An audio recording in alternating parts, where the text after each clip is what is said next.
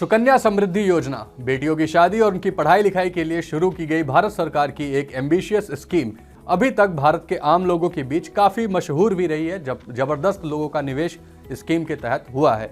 तो चलिए आज इस मौके पर यह भी जानते हैं कि इस स्कीम की 10 खास बातें क्या हैं और इसका पुराना सफर अभी तक का कैसा रहा। सबसे पहले बात करते हैं स्कीम के सफर की, अभी तक का कैसा सफर इस स्कीम ने तय किया है। तो आपको बता दें कि 22 जनवरी 2015 को प्रधानमंत्री नरेंद्र मोदी ने इस स्कीम की शुरुआत की थी। बेटी बचाओ बेटी पढ़ाओ इस कैंपेन के तहत स्कीम को शुरू किया गया था। ये योजना शुरू की गई थी जिसमें मेन पर्पस था बेटियों की शिक्षा और शादी के लिए उनके माता पिता द्वारा एक फाइनेंशियल वेल्थ क्रिएट करना, ताकि उस काम में, शादी में और शिक्षा में उनको सहायता मिल सके, क्योंकि बेटियों की शादी इंडिया के लिए एक बड़ा चैलेंज भी बनती है।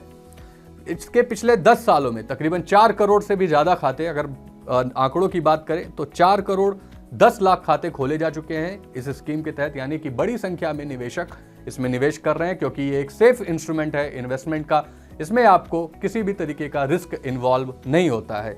चलिए अब दूसरी अहम बात पर आते हैं और इसकी मैच्योरिटी क्या है इसके बारे में जानकारी हासिल करते हैं। तो 21 साल में ये मैच्योर होता है, यानी जिस दिन से आपने खाता खुलवाया उस दिन से 21 साल तक आपका मैच्योरिटी का पीरियड रहेगा, जिसमें 10 वर्ष से, जन्म से लेकर 10 साल तक बेटी की उम्र है, तब तक आप खाता खोल सकते हैं। यानी कि अगर बेटी पैदा होती है तो आप तुरंत उसी महीने से ही स्कीम की शुरुआत कर सकते हैं, और अगर आपने तब नहीं किया तो 10 सालों तक आप इस स्कीम में कभी भी अपने बेटी के लिए अकाउंट खोल करके इन्वेस्टमेंट की शुरुआत कर सकते हैं। इसमें आपको महज 15 सालों तक के लिए निवेश करना होता है, और वहीं अगले 6 सालों पर क्लोजिंग के आधार पर जितनी आपकी इन्वेस्टमेंट है उस पर सरकार आपको ब्याज देती है। अब चलते हैं अपने तीसरे पॉइंट की तरफ। बेटी के नाबालिग रहने तक इसमें मैच्योरिटी पे माता पिता का कंट्रोल रहता है। इस अकाउंट का मैनेजमेंट माता पिता, पेरेंट्स, अभिभावक करते हैं। लेकिन अगर बेटी की उम्र 18 साल से ऊपर हो जाती है, मान लीजिए आपने 5 साल की उम्र में अगर स्कीम को शुरू किया तो महज 13 साल बाद आपकी बेटी 18 साल की हो जाएगी, तो एक एप्लीकेशन के जरिए वो इसके मैनेजमेंट का अधिकार ले सकती है। यानी उसके बाद उसमें से पैसे निकालने और जमा कर तो आप करते रहेंगे, लेकिन निकालने की सारी गतिविधियां बेटी के हाथ में आ जाएंगी। चौथी अहम बात, सुकन्या समृद्धि योजना जो स्मॉल सेविंग स्कीम्स है सरकार की, उसमें सबसे ज्यादा रिटर्न देती है। सबसे ज्यादा उसमें 8.2% का इंटरेस्ट मिलता हुआ दिखाई देता है। सालाना आधार पर 8.2% का ब्याज, हालांकि ये इसके पहले 9.9% से भी ऊपर का था, लेकिन फिलहाल अभी की स्थिति में 8.2% का ब्याज मिलता है, जो बाकी की सभी स्मॉल सेविंग स्कीम यानी कि लघु बचत योजनाओं से ज्यादा है सुकन्या समृद्धि योजना पर। पांचवी बड़ी बात, यह स्कीम पूरी तरीके से टैक्स फ्री है। इसमें EEE यानी कि एग्जेम्प्ट का मॉडल फॉलो किया जाता है। पहला ई यानी कि इन्वेस्टमेंट पर आपको 1.5 लाख रुपए तक की सालाना छूट मिलती है। अगर आप साल में 1.5 लाख रुपए तक इन्वेस्ट करते हैं इस स्कीम के तहत तो आपको उस पर कोई भी टैक्स नहीं देना होगा। दूसरा, इस स्कीम पर मिलने वाला रिटर्न, उस पर भी आपको कोई टैक्स नहीं देना होता, वो भी टैक्स फ्री है। यानी कि जो रेट ऑफ इंटरेस्ट है 8.2%, उससे आपको जो फायदा होता है, बाकी के निवेश इंस्ट्रूमेंट पर लॉन्ग टर्म कैपिटल गेन और short term capital gain tax लगते हैं, इस पर आपको वो नहीं देना पड़ेगा। ये पूरी राशि आपकी बेटी को मिलेगी। तीसरी अहम बात एग्जेम्प्ट के तहत यह है कि इसमें मैच्योरिटी वाली राशि पर, जब आपकी इन्वेस्टमेंट के 21 साल पूरे हो जाएंगे और जो आपको पूरी मैच्योरिटी के बाद राशि मिलेगी, उस पर भी कोई टैक्स नहीं लगता। यानी कि यह स्कीम पूरी तरीके से टैक्स फ्री है।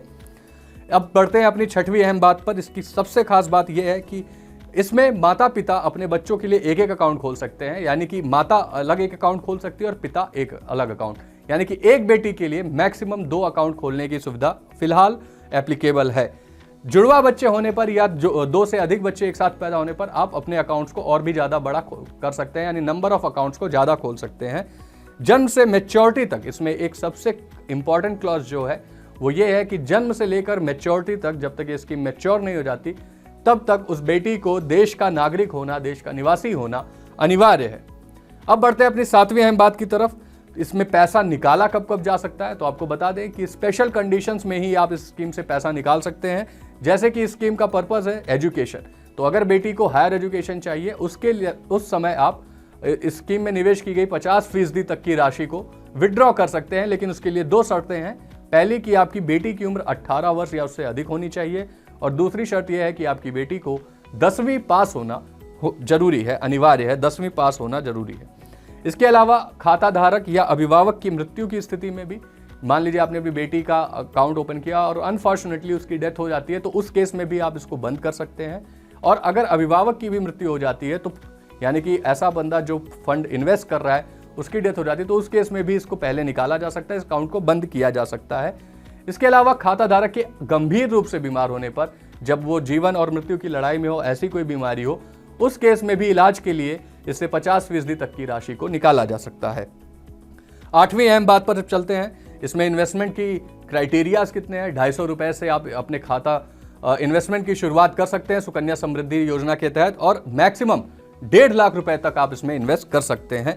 और इस स्कीम के थ्रू अगर आप 1.5 लाख रुपए यानी अपर लेवल पे इन्वेस्ट करते हैं तो 70 लाख रुपए तक का कॉर्पस आप अपनी बेटी को दे के जाएंगे। यानी जब ये स्कीम मैच्योर होगी तो आपकी बेटी के पास लगभग 70 लाख रुपए होंगे अगर आप 1.5 लाख रुपए सालाना इस स्कीम में इन्वेस्ट करते हैं। कैसे, ये गणित भी मैं आपको समझा देता हूं। मान लीजिए आप 1.5 लाख रुपए सालाना निवेश करते हैं और आपने 15 साल तक निवेश किया, जो कि स्कीम में आपको करना होता है, तो आप कुल 22,50,000 रुपए इन्वेस्ट करेंगे।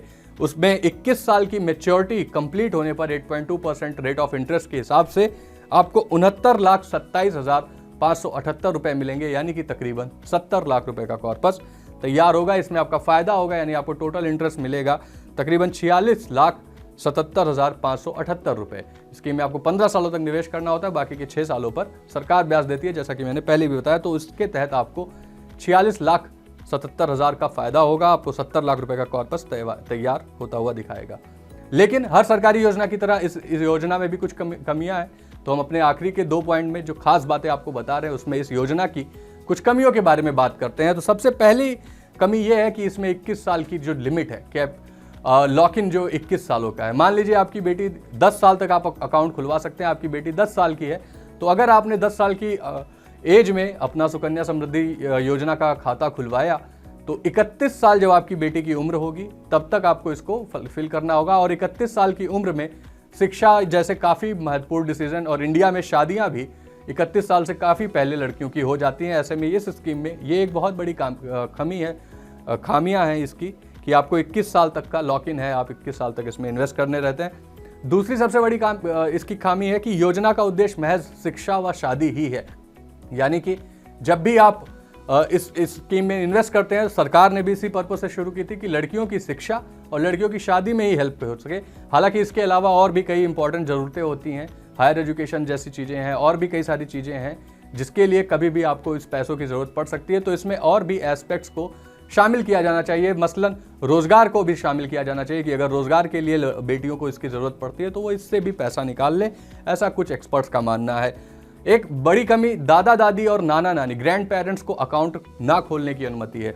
हालांकि इसके पीछे कई अहम रीज़न भी दिए थे सरकार ने, पहले ये प्रावधान था, लेकिन ऐसा देखा गया कि एक ही बेटी के नाम पे आप कई अकाउंट्स खोल लेते थे, लोग ज़्यादा इन्वेस्ट कर रहे थे ताकि टैक्स में भी छूट मिल सके और कॉर्पस भी तैयार हो सके। इसको लॉक इन कर दिया गया। अब ग्रैंड पेरेंट्स इसमें इन्वेस्ट नहीं कर सकते हैं, अपने पोते पोतियों के नाम पर अकाउंट नहीं खोल सकते हैं, जो कि पहले सुविधा थी। हालांकि ये सुविधा भी होनी चाहिए। अगर कोई ग्रैंड पेरेंट्स अपने ग्रैंडसन के ग्रैंड डॉटर के लिए इन्वेस्ट करना चाहते हैं तो उन्हें ये सुविधा दी जानी चाहिए थी।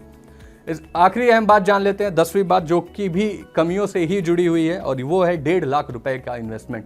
1.5 लाख रुपए सालाना की इन्वेस्टमेंट काफ़ी कम है, क्योंकि इससे लंबा कॉर्पस, महज मतलब आज से अगर आप इन्वेस्टमेंट की शुरुआत करते हैं तो 21 साल बाद आपके पास 70 लाख रुपए होंगे, और तब तक जो महंगाई की दर है, जो शिक्षा का कॉस्ट है, जो शादियों का कॉस्ट है, वो स्वाभाविक सी बात है कि 70 लाख रुपए से कहीं ज़्यादा हो जाएगा। तो 1.5 लाख का जो लॉक इन है उसको बढ़ाया जाना चाहिए। ये एक अहम बात की जा रही है, क्योंकि ये एक सेफ इन्वेस्टमेंट का तरीका है और इसमें रिटर्न भी अच्छा मिलता है। ऐसे में जब आप इसकी राशि बढ़ा देंगे तो at the end of the scheme, at the maturity of the scheme, corpus अच्छा खासा तैयार हो जाएगा, जो बड़े डिसीजन लेने में हेल्प करेगा। तो ये थी सुकन्या समृद्धि योजना की 10 अहम बातें, 10 खासियत, और उसमें कुछ कमियां भी थी।